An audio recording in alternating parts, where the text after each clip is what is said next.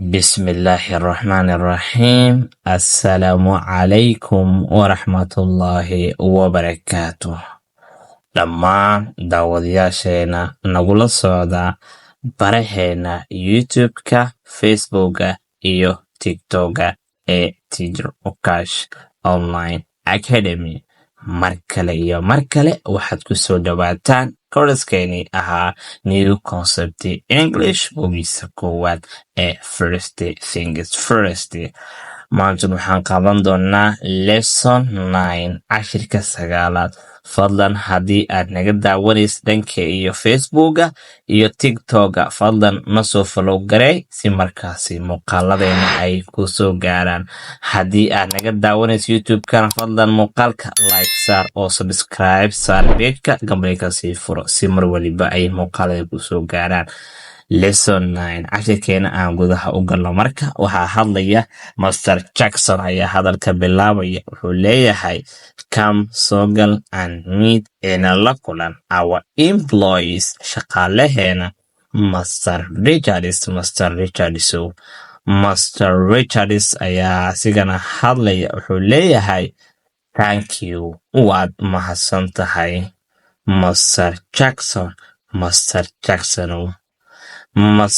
Jackson ayaa hadlaya. wuxuu leeyahay tani waa Nicola Gray and sidoo kale tanina waa Clara Taylor. means waa labo haweeney ama labo gabdhood magacooda bay yimaadaan, Nicola Gray iyo Clara Taylor.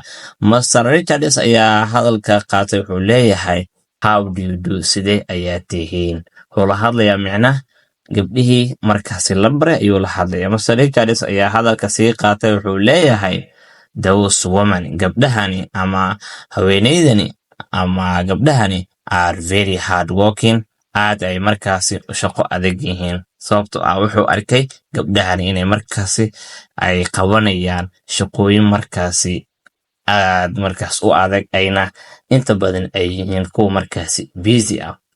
what are their jobs? marka aaday u shaqo adag yihiin, waa maxay shaqadoodu? Mr. Jackson ayaa ugu jawaabay. wuxuu leeyahay ayagu waa keyboard operators, waxay yihiin ayagu kuwa markaasi wax noo qora ama kuwa noo fadhiya qaybta keyboardka. Mr. Jackson wuxuu leeyahay ayaa hadalka sii wata. wuxuu leeyahay this is Michael Baker, kan waa Michael Baker and this is Jeremy Shack, kan waa Jeremy Shack. Mr. Richards ayaa hadlay. wuxuu leeyahay how do you do, sidee ayaa tihiin. markan waa loo wiil macnaha.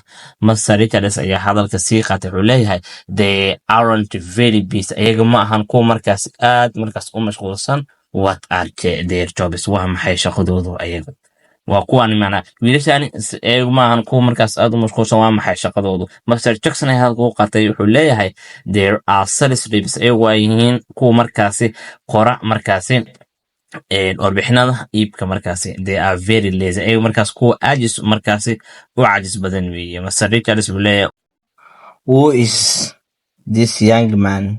waa kuma ninkani yar?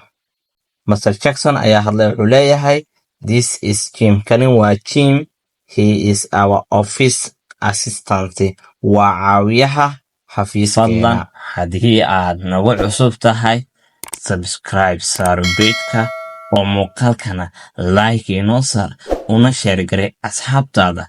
wixii talo iyo tusaalena waxaad noogu soo qortaa qaybta iyo commentiga. tan iyo intaan ka kulmi doona cashirkiisa xiga, waxaan idinka tagaynaa sidaas iyo nabadiino. wassalaamu calaykum waraxmatullaahi wabarakaatuh.